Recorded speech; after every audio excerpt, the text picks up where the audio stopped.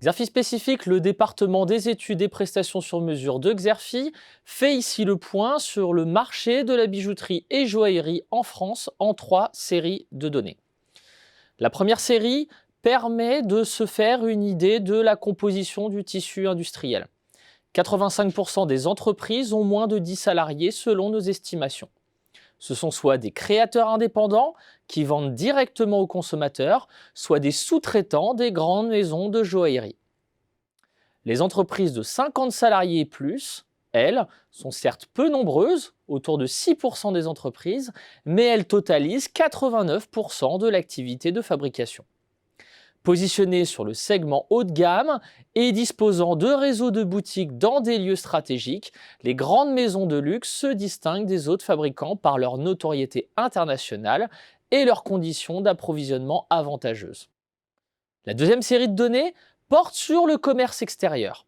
Les fabricants français réalisent plus de 70% de leur chiffre d'affaires à l'export, selon nos calculs, grâce en particulier au positionnement des grandes maisons de joaillerie sur le segment de la clientèle étrangère fortunée.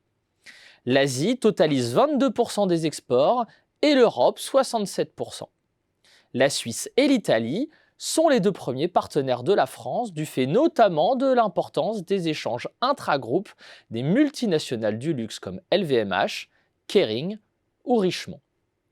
Le solde commercial de la France en articles de bijouterie et de joaillerie est ainsi excédentaire depuis 2015 et il a même atteint un record en 2021 à plus de 1 milliard d'euros.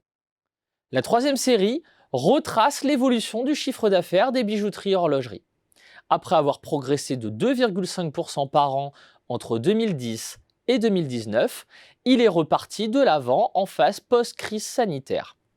Selon les premières données disponibles, les ventes en 2022 semblent encore tirer parti d'un effet de rattrapage auquel s'est ajouté le retour des touristes étrangers, notamment américains.